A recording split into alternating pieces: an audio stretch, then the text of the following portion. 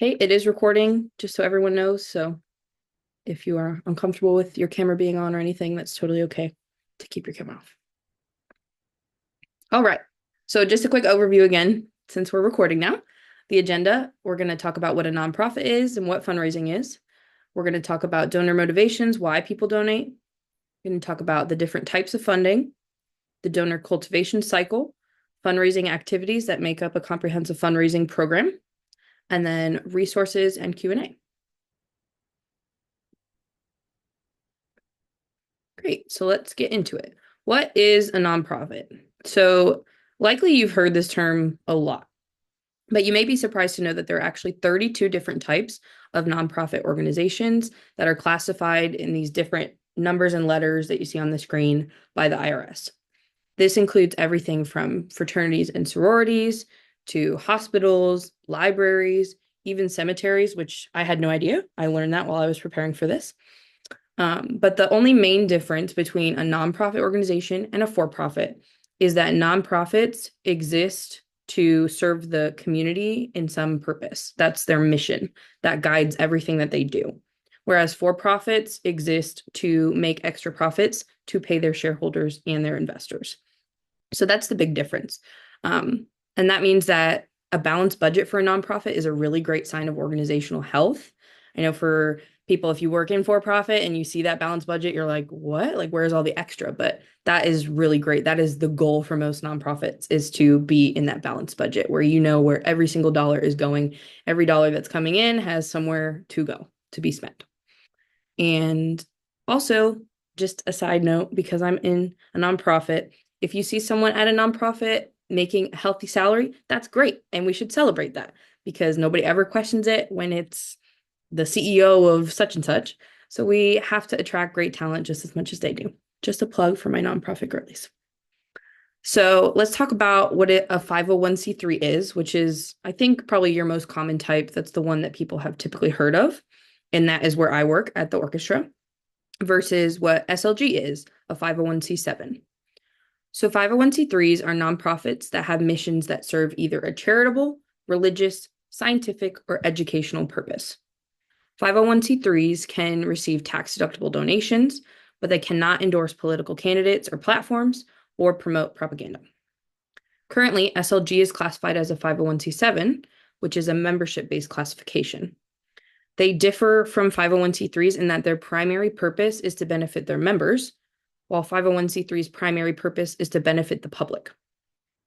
However, 501c7s, like SLG, can lobby in government affairs as long as it is related to their organizational purpose.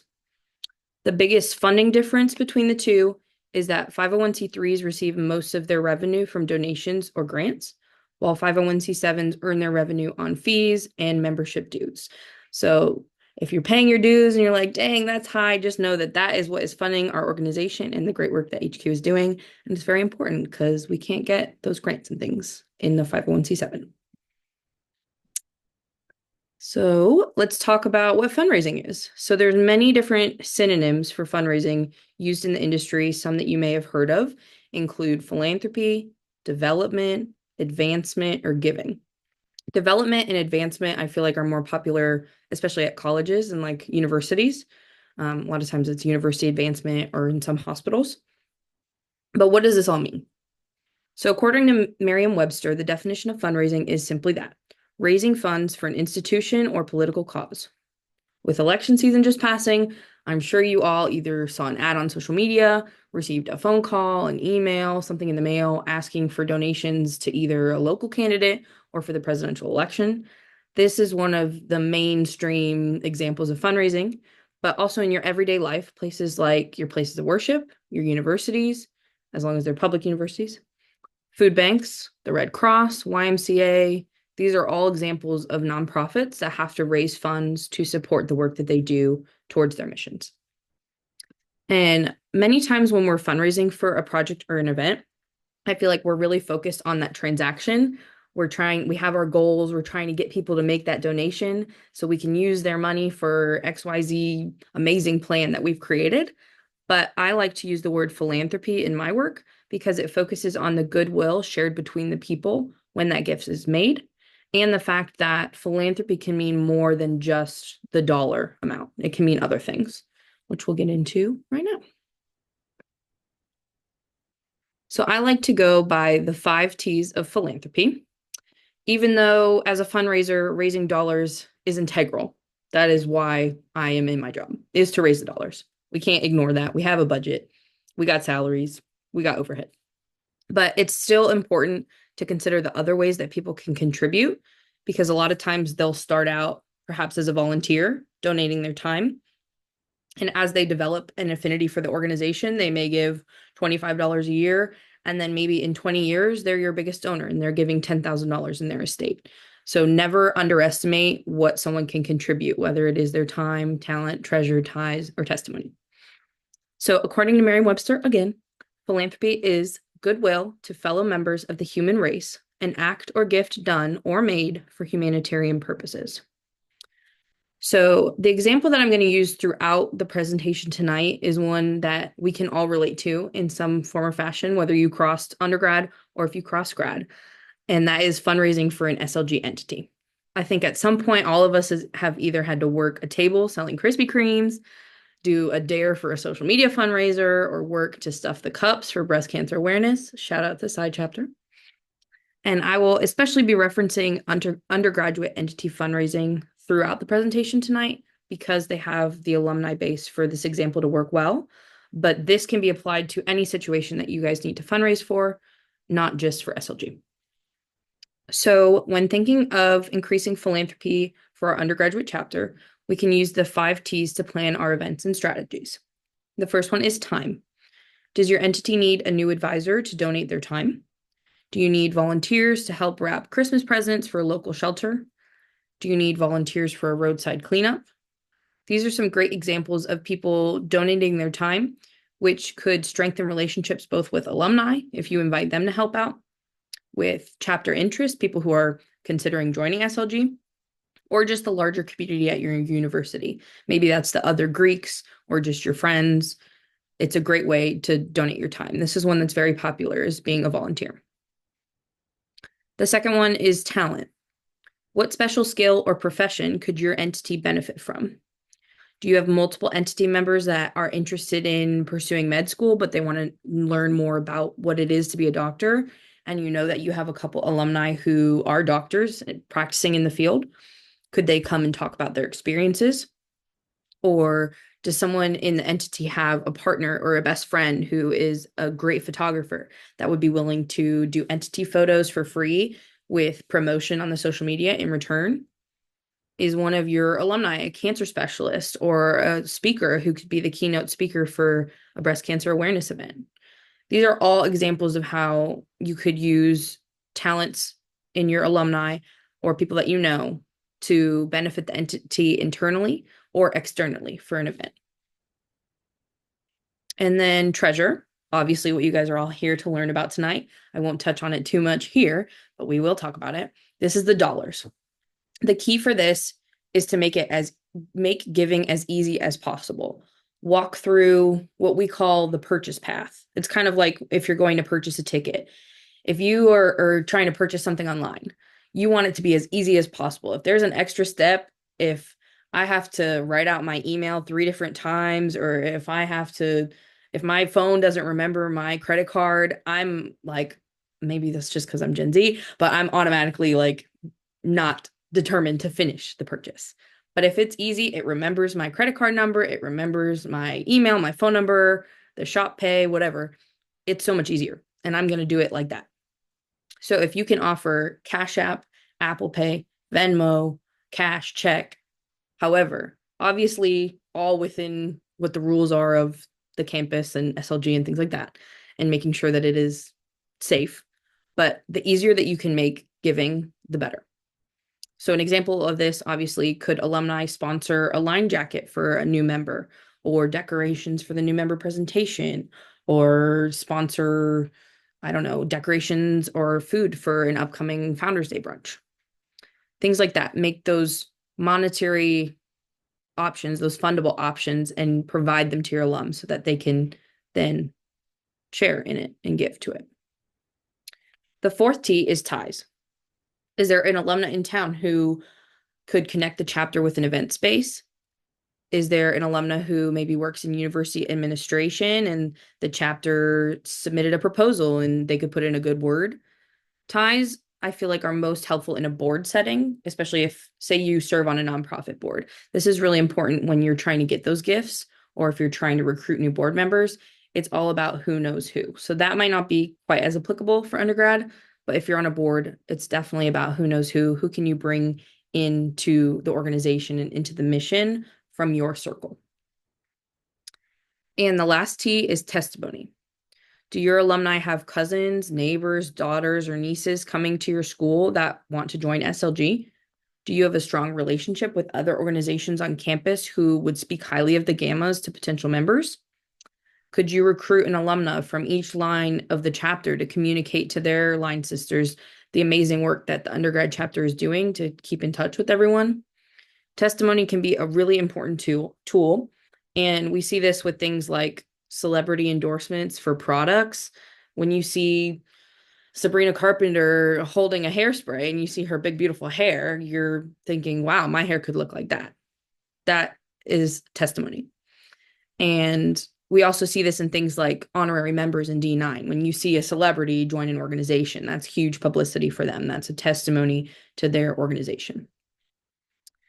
So next, we will dive into understanding why people give and what types of funding make up a comprehensive fundraising plan.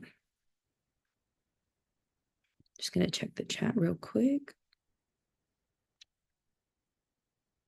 I know. I don't know why Sabrina Carpenter came to mind first. She's very cute, though. Look her up. She's got some good music. Okay. So why people donate? It's important to understand the possible motivations behind why our donors give, because it can help us better understand their story and what their future relationship with us as an organization looks like. For example, one reason that people might give is for disaster relief. This could be a one-time gift that's very hard to predict in timing and amount. That an example of this is like the wildfires happening in California. People are giving a lot because of this instance, but it's not something that we were predicting would happen. So it's very unreliable, unpredictable, hard to budget for an organization like Red Cross or for Salvation Army. Another reason why people might give is at the end of the calendar year. So this is huge, both because of the holidays. There's multiple different holidays that fall at the end of the year. People are feeling very philanthropic. It's a time of giving. That message is just very pervasive in our culture. It's also when people give religious gifts. And then it also aligns with the end of the calendar year, which people who make a certain level want to give gifts to be able to write those off in their taxes for the spring. So I guess I put them all up here, so I can't have you guys put any reasons in the chat, but you can see all the other reasons here. So Neon One, donor page, they broke down these into 3 different categories: situational, relational, and identity-based. So situational, we just touched on that. Disaster relief. This can also be politics. So when there's a political race, that's the situation you're going to give. And then inheritance. So if someone passes away and they inherit a bunch of money, that is a unique situation, and they may be giving a $10,000 gift or a $5,000 gift or something that they would not have given on their own, but because they're in this situation and have inherited this money, they are then in the position to make this philanthropic gift. The next category is relational. So do you have a personal connection to the organization? So, for example, if SLG became a 501c3 in the future, if my parents gave a gift, they wouldn't be giving because my mom's not a Gamma, but they would give because I am their personal connection. They care about it because I care about it. Or if you know someone that works for an organization, for example, my parents gave a gift once I started working at CSO because they knew that I was working there. They had a personal connection to it. Another example of this is for tax benefits. That's a huge reason why people donate, even though it's not the greatest reason. It is definitely a huge motivator for people. And donor benefits. So these are things like getting invited to behind the scenes events. At the orchestra, an example of this is our conductor circle dinner. So if you give $25,000 annually, you get invited to this fancy dinner. You're seated on stage, the musicians come and they sit with you, and it's a plated meal, and the conductor comes and speaks. There's many benefits like this, or free parking for shows. This is very motivational for people because they also get to come and have that relationship. It makes them feel like they are buying into the organization and they get to interact with people, and it's social. So donor benefits are very motivating. And volunteering. If you're a volunteer for an organization, you're already giving your time for free. Likely you really love it. And if you continue, you will probably end up giving your money as well. And then the third category for why people donate is identity based. So a cause that they care about or a belief in their mission. That's pretty self-explanatory. Religious giving from people's different religions, what their beliefs are, and that they should give to their church, their mosque, their synagogue, etc. Or altruism, which is unselfish giving, just the belief in giving because it is the right thing to do, because you believe that that is what you should do. So now that we understand donor motivations a little bit better, let's get into the different ways that donors can give. So individual donations are given by individuals, of course. These can come in many different forms. They can come in as one-time gifts, so giving $50 to an organization one time, or a recurring gift. So maybe I give $10 to an organization every month, and it's kind of like the lifetime membership for SLG. It's just automatically pulled out of your account. Or quarterly. Sometimes gifts are quarterly, or major gifts. Major gifts fall under individual donations, and major gift depends on the organization and the budget. So for the orchestra where I work, major gifts for us are $10,000 or more.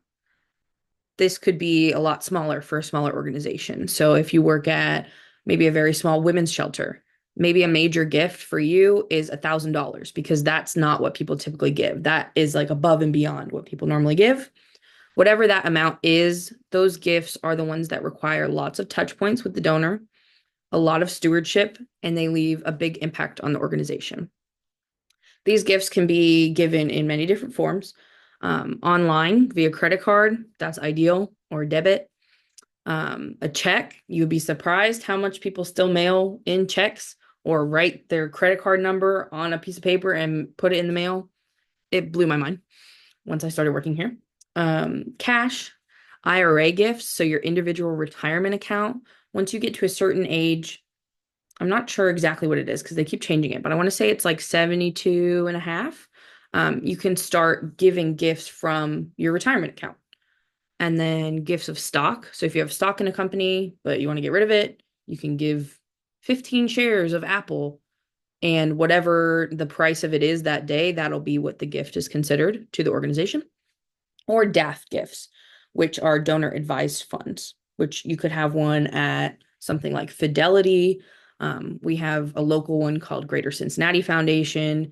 These are typically where people give a lump sum of money all at once, and then they have an advisor that works with them, and they distribute those gifts from there. They get all the benefits at the front end. So that's individual donations. And in Giving USA, this is an annual report completed by the Giving Institute. That's where I got this data from. U.S. charitable giving in 2023 totaled $557.16 billion. $557.16 billion. That is crazy. Individual donations obviously make up the largest portion of U.S. giving at 67.2%, which is $374.4 billion. That is a massive amount of money, and that is our biggest area of opportunity, and it's also my specialty, so that's what I will focus on mostly tonight. But I would be remiss to not talk about the other options for giving. So planned giving is also known as legacy giving, or maybe estate giving if you've heard it that way. These are gifts that are typically made in someone's will or their estate, and they're transferred to the organization once the individual passes away. These are likely the largest gifts that individuals will ever make, and they should be planned very meticulously with a financial or a tax expert or a lawyer, because there's lots of paperwork and things, lots of legalese. That's not my specialty, but I know it is very complicated, but it is very special. And Planned giving in the US only made up 7.7% of giving in 2023, which equaled $42.68 million. Grants. Grants are probably something that you've definitely heard of. Excuse me. They are sums of money that are given by the government or foundations that usually require an application and are not required to be paid back. So, unfortunately, this is very timely if you've seen this in the news the past 24 hours. The new president paused the federal assistance, which includes all grants. And so, one example of this is the NEA, which is something that we get funding for at the orchestra. That's the National Endowment for the Arts, and that is part of the government. Another example that is non-government, but is the foundation side, is the Ford Foundation, the Bill and Melinda Gates Foundation, the Mellon Foundation. You've probably heard of at least one of these.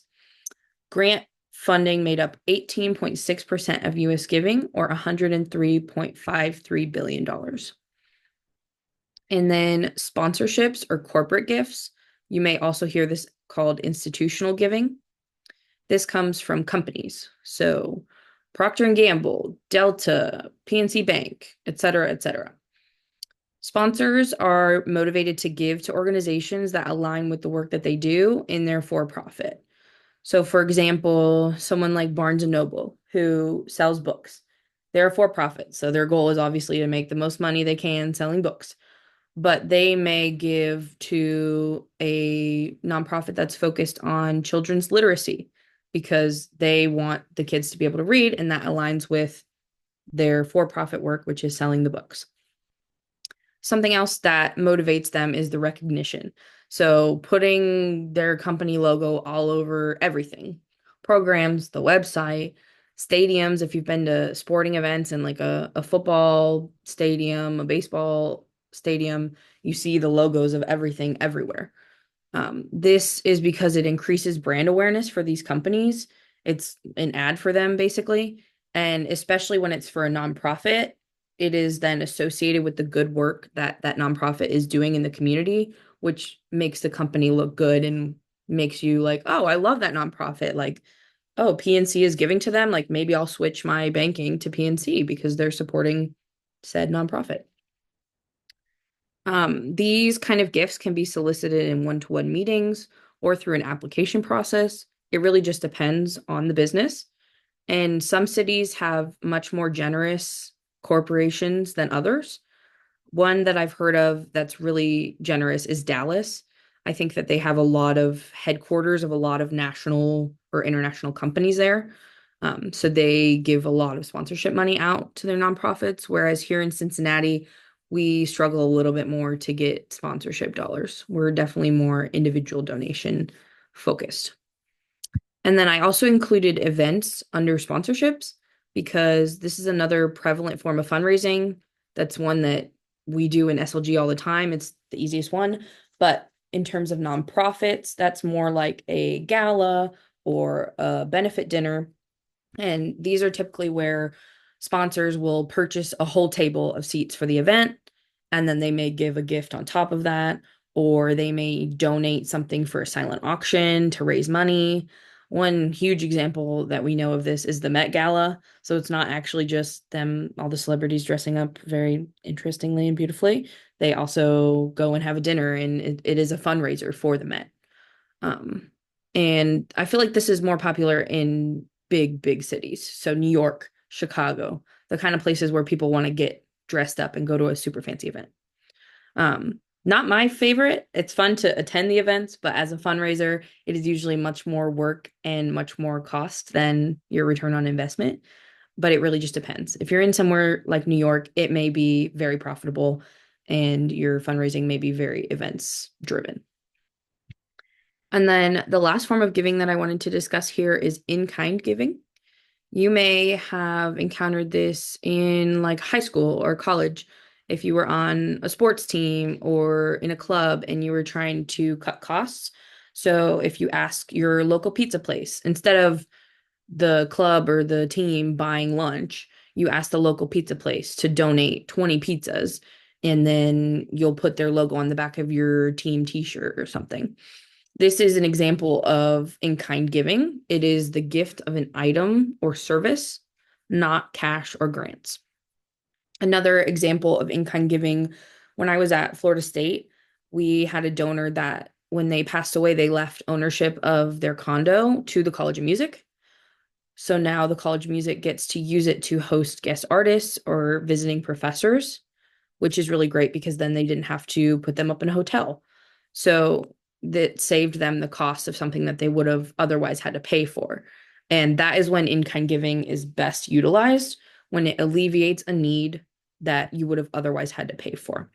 Otherwise, it can be very taxing on the nonprofits, especially if they're small and don't have many staff members to sift through the donations of, like at the orchestra, people will call and want to donate such and such record or their programs for a million years ago. And some of that is probably very cool and would be great for the library or for a museum or something, but it is not necessarily something that is of monetary value for us, and it would be very hard to work with it. So as you can see, cultivating individual donors is our biggest area of opportunity when it comes to fundraising, and it only continues to grow. This data is 2 years old, but individuals are definitely going up, and everything else does tend to trend down. If you include planned giving, which is initiated by individuals, that makes up nearly 70% of total charitable giving in the United States in 2023. And while corporate sponsorships or grants sometimes seem like the answer to increased easy funding, or like the band-aid if the budget's looking really slim, like, okay, let's go write 10 grant applications. They are a much smaller piece of the pie, as you can see, and they are much harder to attain. They take a lot more effort, a lot more time. Grant applications are very detailed. There is usually, it's not very equitable in my opinion, but this is how the funding structure currently works. There are lots of different things that are kind of unspoken rules about grant writing. If you don't do it this, and this way, the funders won't even look at it. It'll be disqualified. So it's not a great system, but if you work at a nonprofit and you do have a budget, it should be part of a comprehensive fundraising plan. But if you're looking for a quick, easy fix, I would not recommend grants or sponsorships. It's definitely tough.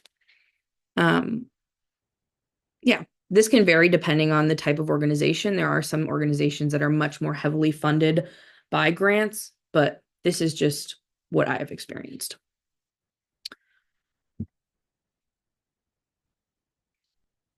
So now let's move on to talking a little bit about building donor relationships and the donor cultivation cycle.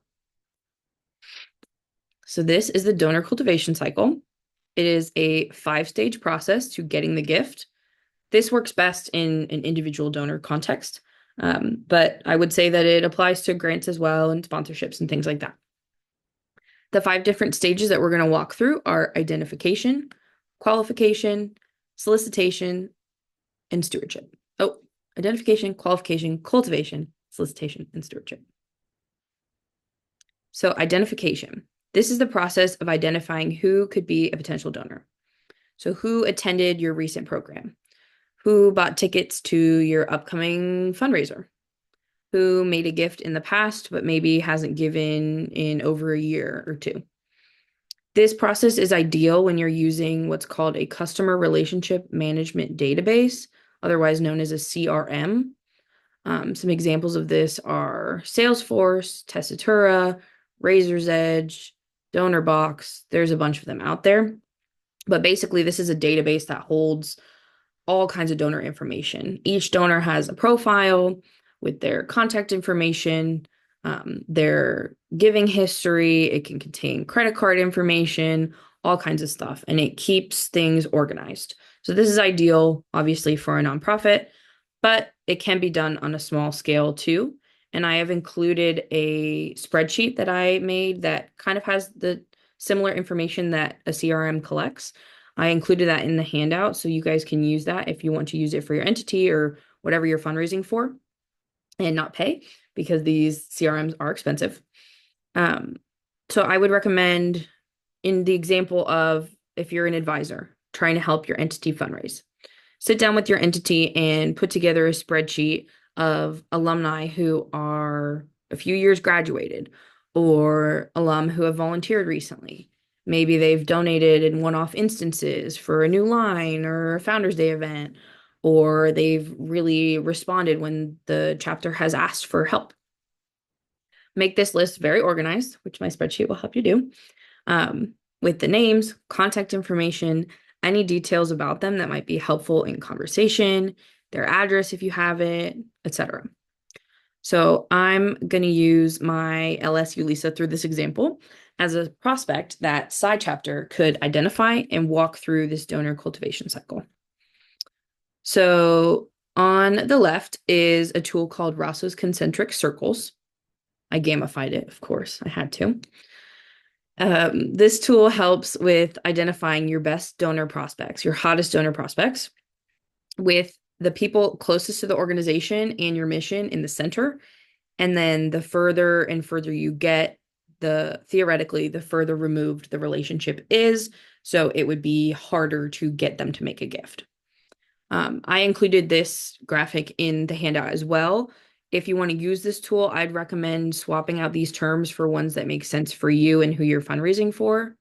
For example, if we're applying this to an undergrad chapter, this in the middle, instead of major donors, board members, and management staff, it could be active members, advisors, alumni 1 to 2 years out from graduation.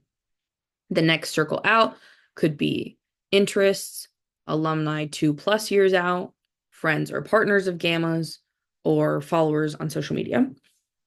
The third circle out might be classmates or coworkers of gammas, other Greek life members on campus, or family members of gammas. And then that final circle may just be people who are passionate about women empowerment and inclusion and the principles of our organization. So find the terms that apply to your situation and just know that the further you go out from the center, probably the harder it will be to get them engaged as donors. Oh, and take notes during every step. The second stage is qualification. So you can remember the qualities that make up a qualified donor with the acronym LIA. This stands for link or linkage, interest, and ability. So with you, Lisa, my line sister, what is her link or connection to the chapter? Does the chapter know her well? The active members, do they know her well? Has she donated in the past? And then interest. How interested is she in the chapter right now? Is she actively involved? When they reach out to her and ask for help or participation in things, does she respond? Is she interested in keeping up with the chapter, but maybe not actively involved in the moment? Kind of gauge where her interest level is at. And then the third thing is ability. What do we know about her ability to donate? Is she in the middle of an expensive life event, like a family emergency, planning for a wedding, preparing for a baby? In those kind of circumstances, it's probably polite and not the best time to ask for a donation. But we know that she's single. She just got a promotion at work. It's probably a great time to ask her for a gift. She's not getting married anytime soon, and there's no baby on the way. So this process can feel weird, especially if it's with people you know. However, it's really important to remember that if you get a no, it's not personal. You're asking on behalf of the organization, not yourself. This is giving donors an opportunity to contribute to an important mission. This is not you asking for money for your own project. So after researching you, Lisa, we recognize that there is ability to give. So now would be the time to complete a wealth screening. I've included a few recommendations in the handout with suggestions for donor prospecting software. If you do work at a nonprofit that's looking into something like this, this is a tool that's best used for an organization that has a budget. For a chapter, we're balling on a budget of $3.99. So whatever is publicly available online, we'll have to do. But this software, if you can access it, provides very helpful information and insight, such as estimated wealth. It's very creepy. Like, honestly, it's creepy. But there's a lot of stuff that's public. It provides insight like estimated wealth, any homes, properties that people own, and the estimated values of those properties, and other charitable gifts that they've given to other kinds of organizations. in the amounts that they've given them, if they've given them recently. So, for example, something that we would look for in a wealth screening at the orchestra is if someone has given multiple gifts around town to other arts organizations in the amount of $3,000, we know, okay, they're probably really passionate about the arts. We can see that they're passionate about giving in the city, and we can see that $3,000 would be a good amount to ask them for. But since we don't have this in this example, we just kind of have to go in blind a little bit and work with you, Lisa, to kind of find an amount that works for her. But we've determined that she has a good or great LIA because we know that she's interested in the chapter. We know that she's not going through any expensive life circumstance. So theoretically, she has the ability. And we know that she has the link because she is pretty recently graduated and has come back for multiple new member presentations. So if her LIA was low in this circumstance, we would then put her towards the bottom of the spreadsheet. I think I put like a button that says come back later. And just write a note as to why is not a good time to reach out to her right now. But maybe she says, come back and ask me for a gift in a year. Or if you know, hey, she's giving birth in 2 months, now's not great. Let's talk to her this time next year. The next step is cultivation. So in the cultivation stage, we are focused on getting to know our prospect, what they're passionate about, any additional details we were missing, especially if you don't have that wealth screening tool or if you can't find much about them online. This is a information collecting stage. We are not asking for money yet. Anything that we can find that will help prepare and ask for them, that is the goal of the cultivation stage, and to really start building this relationship with them. The Association of Fundraising Professionals states that cultivation is a process in which the donor's interest is gradually developed through exposure to the organization and its work. So in this example, we would want to take you, Lisa, out for coffee or tea. We could invite her to an upcoming chapter event. We could schedule a pot of paw with her. The golden rule of fundraising is to listen more than you speak. If you give people the space to speak, they will, and they will tell you a lot about yourself. You can prompt it with questions, but really you're just getting to know them. And if you're doing this with other people who are members of SLG, you at least have that part in common. So you can totally go from that and build a connection with them. If you're doing this for a whole list of people, so if you work at a nonprofit and you don't have time to go through individually, you just got to go in and get a bunch of people all at once, you could do this on a larger scale through sending emails. So you could send this through MailChimp, which is free. It's very easy. It's like an email builder, or Constant Contact. It gives just a sleeker look to the emails. You can send it out en masse. And in these emails, you would want to give more information about your organization. You wouldn't want to ask for a gift yet because we're in the cultivation. So you're telling them about you because you can't really have that conversation and sit down with them because you're cultivating a list of 200 donors. You're sending them a newsletter or a video that talks more about a project that you guys have been up to lately. Really just keeping them informed. Probably the most expensive form of cultivation, or when there's an ask involved, it becomes solicitation, is direct mail, which this is my whole life at the CSO. So if you have very specific questions about direct mail, catch me offline. I'm happy to go through it with you. Direct mail, this is the letters that you get in the mail from organizations that either ask you for money and they say they're from the president and CEO. They're not, they're from me. I wrote it. And they did not sign it. Or they're telling you about recent happenings at the organization. So if they have lots of big news, they're just keeping you posted. Direct mail is really expensive because of printing and postage costs. So we won't focus on it too much here, but I did include a little bit on the handout. And again, if you want to talk to me about it, I'm happy to walk you through it. So in our cultivation coffee date with you, Lisa, we learned that she's very passionate about SLG's visibility on campus. She talked about how hard it was to get the word out about the chapter during COVID, because that's when she crossed. And she wants to see the chapter grow in size and reach at IU. So now that we've become acquainted with our prospects, either through the mass communications like email or direct mail, or from our one-on-one with you, Lisa, it's time to move to the solicitation phase. So for our one-on-one donors, by this point, we should have gathered enough information from our meetings with them, the available information online about their financial ability to give, their enthusiasm for the work, all of that to be able to make an ask. So in that cultivation stage, you probably don't just want to meet with them once and then make an ask. You probably want to meet with them, invite them to an event, invite them to volunteer. You're really building that relationship until you get to a point where they sit down with you again at a meeting and they already probably know what you're going to do. They're not surprised that you're asking them at that point because they know why you're there. So for you, Lisa, we would again invite her out to coffee, lunch, somewhere like a library on campus, somewhere where you could have a comfortable private conversation. And since we learned in the, oh no, whoopsies, let me go back. Sorry, all technical difficulties.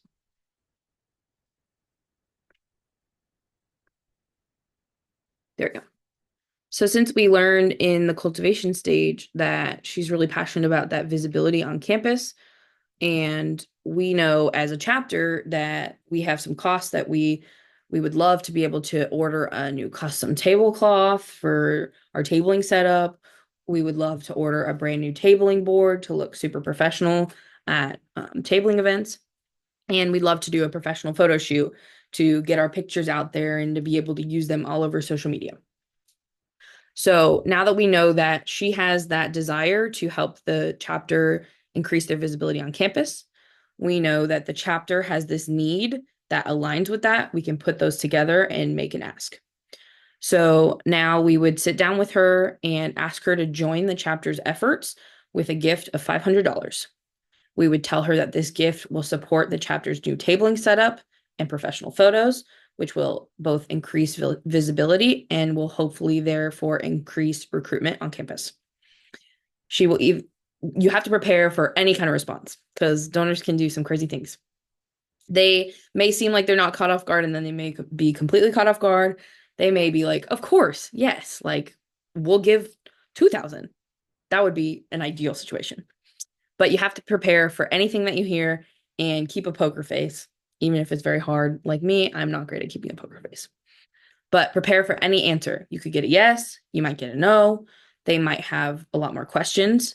They may say they need time to think about it, and that may not even be a bad thing. That might not be them saying no without saying no. They may need to go home and talk to a partner about it if they are married or have someone that they share finances with, or they just may need more time to think about the amount. Maybe it's not $500, but maybe they want to give $200 now and $200 in a few months.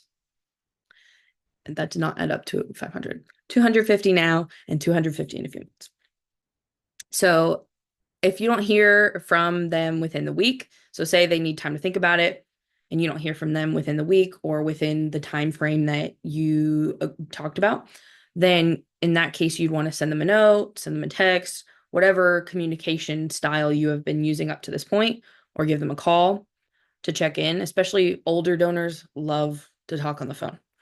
But luckily, she texted after the meeting today and said she'll send the money. So she said yes. And now it's time for stewardship because she's made the gift. So step 5, we made it to the final step. This is the 5th of 5 stages, and it is stewardship. This is likely the most important step for retaining your donors. K. Sprinkle Grace defines stewardship as the essential function by which organizations develop lasting relationships with their donors. So if Ulisa sent over the 500 and no one called her to thank her, no one texted her, no one mailed her a thank you card, or even sent an email, she would probably be confused and a bit upset. She might wonder if the money even went through, if she sent it through Venmo and maybe it didn't go through, or if the chapter didn't appreciate the gift. You really want to follow up. And if no one follows up when the new tabling board is ordered and the tablecloth, comes in, but she sees pictures on Instagram, she's probably going to feel a little bit hurt that the chapter didn't give her a sneak peek of what her gift was supporting. So these actions may seem small, but donors want to know that their gift is appreciated and that their money is being handled appropriately and for what it was given for. Because a huge thing in fundraising is ethics. It's all about ethics and it's all about trust. If your donors don't trust you, they will not give to you again. And in some circumstances, they can report your organization to like charity watchdog situations. It's not good. You want to keep that trust and keep that open line of communication with them so that they feel like they made an investment in your organization and that it was made safely. So, how do we go back and do this correctly the first time? The best case scenario, the money comes in, the chapter president or VP of recruitment or whoever was that point person with you, Lisa, should call her, text her. Call, I think, is best, but some people don't like call. So, whatever method she prefers, within 24 to 48 hours of the gift coming in, and thank her sincerely for her support.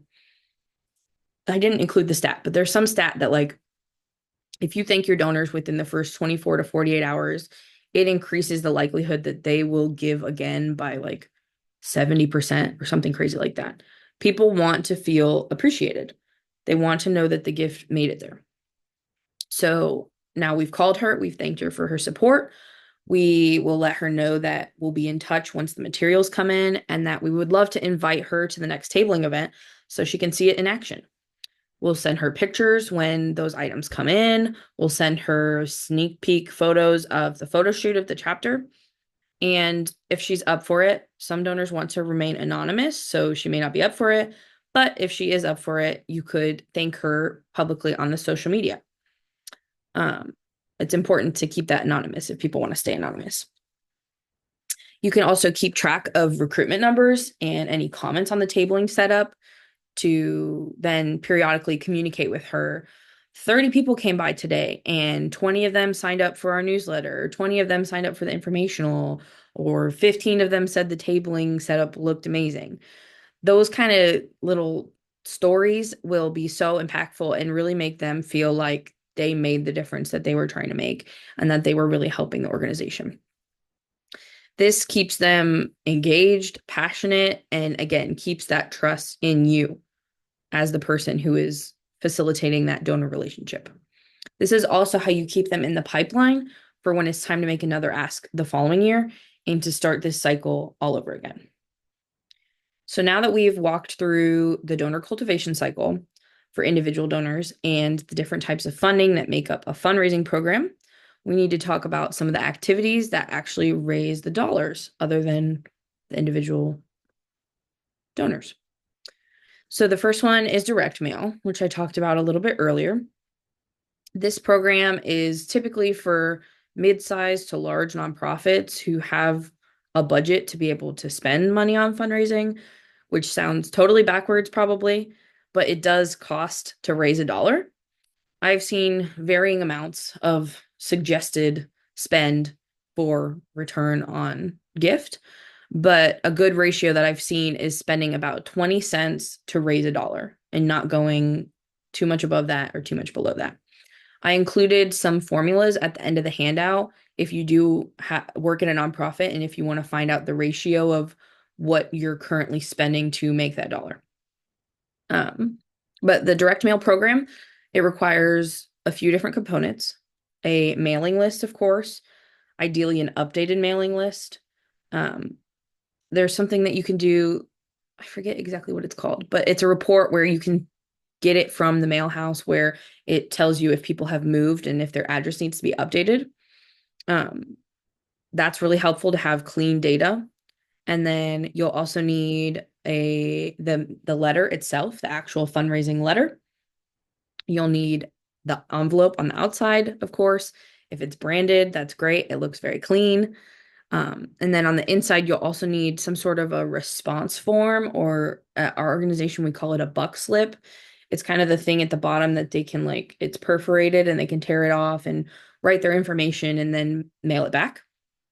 And what you'd be mailing it back in is the last part of what you need for the direct mail, which is called a BRE, a business reply envelope.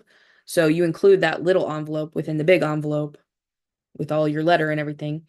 And that is what the donors can then mail back the cash, the check, the slip that they wrote their credit card number on. And it's prepaid because it's a business reply. So other activities outside of direct mail. This could also be if you want to adapt it to a very small scale for an undergrad chapter or an AA, this could be a handwritten or hand signed letter asking for money. I know when I was down at Florida State, well, in Tallahassee, one of the things that the Psi Beta chapter did when they were having it was one of the anniversaries of their line.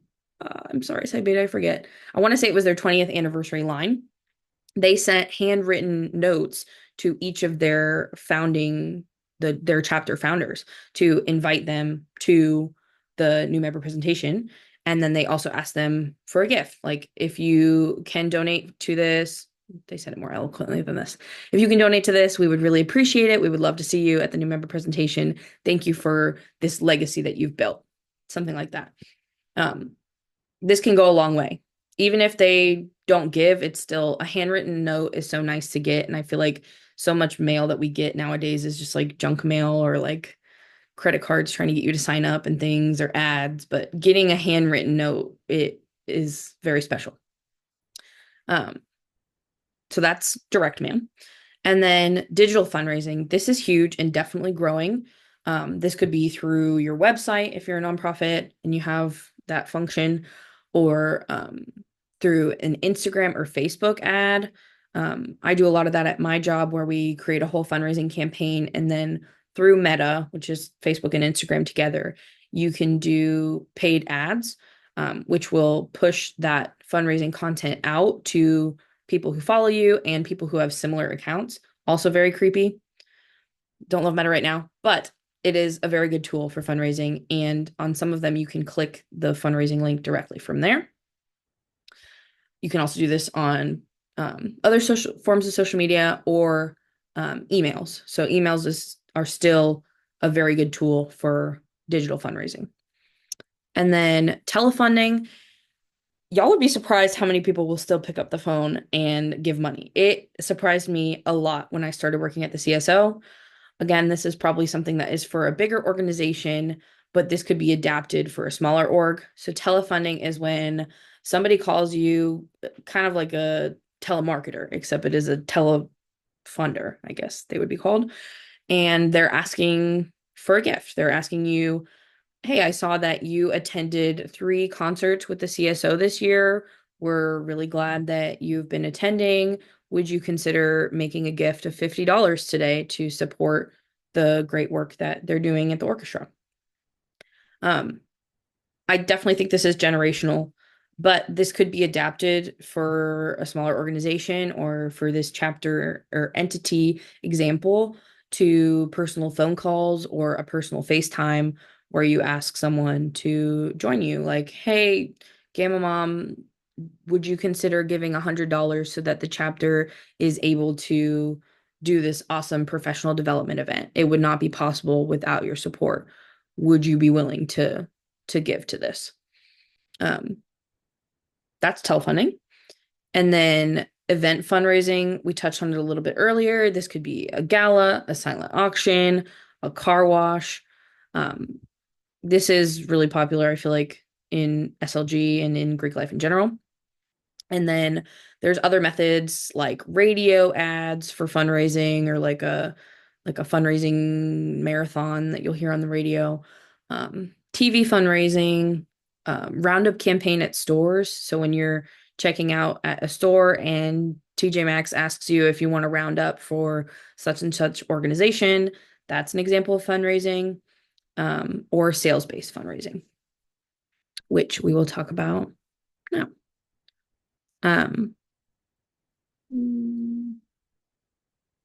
yes, okay.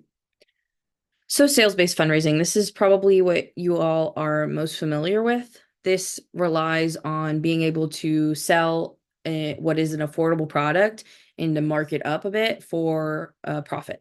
So some examples of this are like a Gamma parasail, like a t-shirt sale or line jacket raffle. I know Side Chapter sells croc gibbets on campus. It could be a boo basket sale or the Charmed by Kappa. I'm sure you've all seen those beautiful bracelets. That's a great example of sales-based fundraising. So taking something that, for a Gamma t-shirt sale, it might cost the chapter $3 to make it. Say I have a Cricut machine and I volunteer to produce some Gamalicious t-shirts for a TAA fundraiser. The first step is planning. So I need to plan out what the t-shirts will look like, what is the profit margin, how much the shirts will cost versus how much we'll make. So if that costs $3, we're probably going to make it $15 or $20 because we're going to make that profit from it being just $3. And what the funds will be used for, we want to plan that out. How we'll promote the fundraiser, how we'll distribute the shirts, what does the timeline look like for the fundraiser, and how will we communicate with all of the donors or customers, what will shipping cost, all those little details. You want to get them nailed out before you start selling the shirts.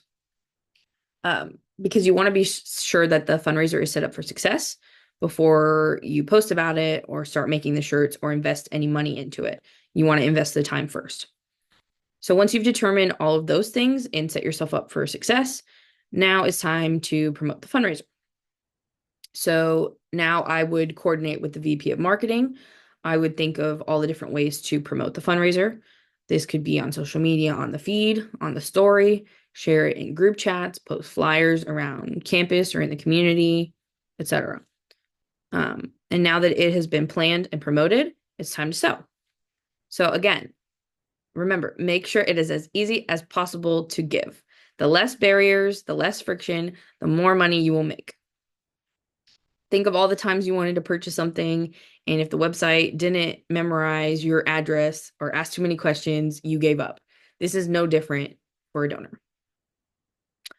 Finally, now that your t-shirt fundraiser has sold 50 t-shirts and you met your goal, it's time to thank your donors/customers. Email, text, call, social media, or mail, whatever you want to do, make sure to thank them. Just because they received a product in return for that gift doesn't mean that they don't deserve a thank you. This will keep them in good spirits and keep you in mind the next time your entity holds a fundraiser. For example, I imagine that if Charmed by Kappa, if Kappa chapter never thanked anybody, or if they took everybody's money and then didn't send out the bracelets in a timely manner, people wouldn't want to give again.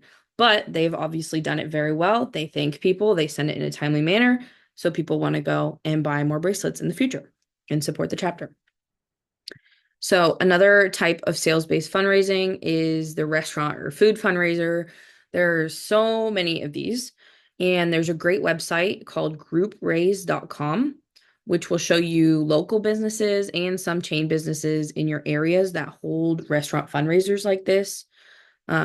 These are when you have a night at like Blaze Pizza, Panda Express, Chipotle, and you either have to like bring the flyer to them at checkout, or you tell them, hey, I'm here for the SLG fundraiser, something like that.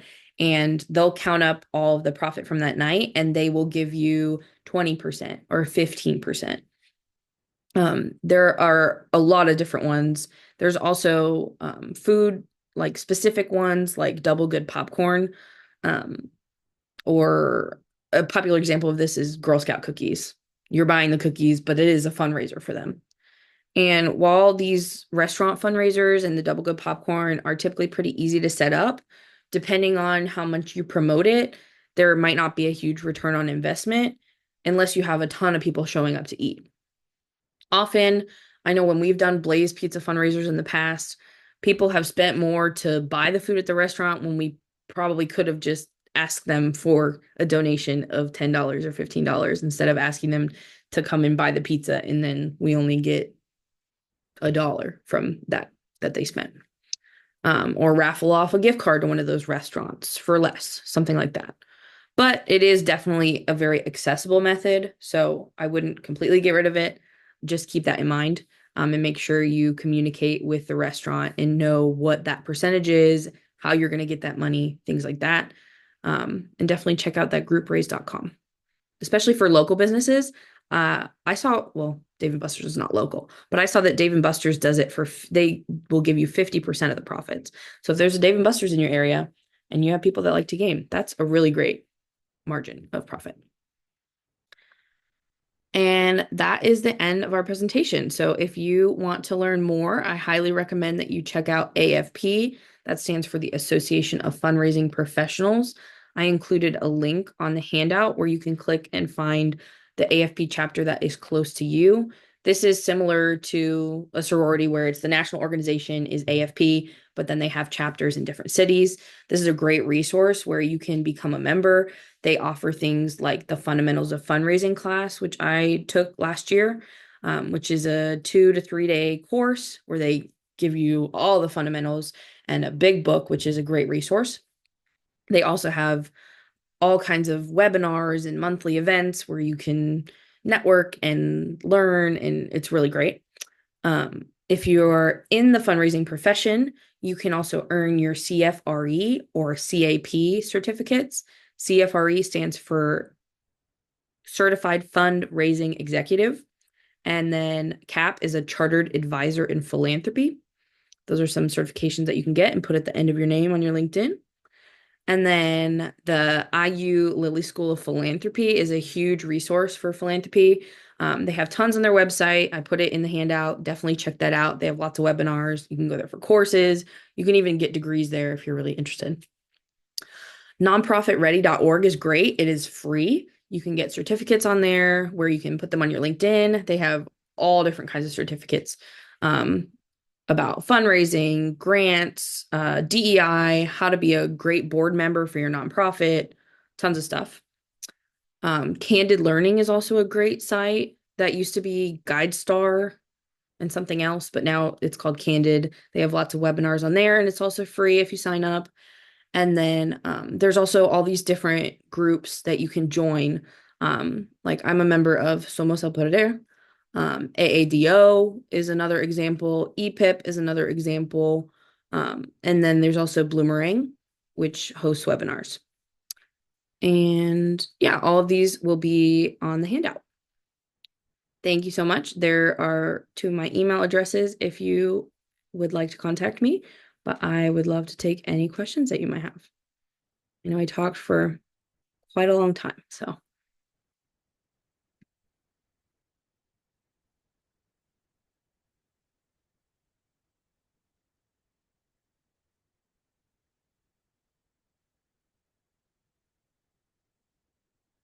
Anybody have any burning questions about fundraising? I know it's really thrilling.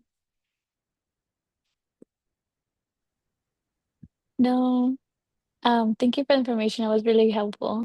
Yeah, of course. Thank you for coming. Kaylin, you're funny. Thanks, Gamma daughter. Um, I have a question. yeah, Is there a way where we needed to sign for attendance or anything? I don't believe so. I don't think this was one that was required. Oh, Um, okay. but I think if you email Kimmy about that, if you have any questions, she can probably follow up with you later this week. Okay. Thank you. Yeah. And then Valentina, I saw your question in the chat. I have provided Kimmy with that PDF, so I think probably within the next week, whenever she has time, she can send it out. If you want it quicker, you can also email me. I'll send it to you. It's like 6 pages. I'm very type A, so I gave you guys everything that I talked about.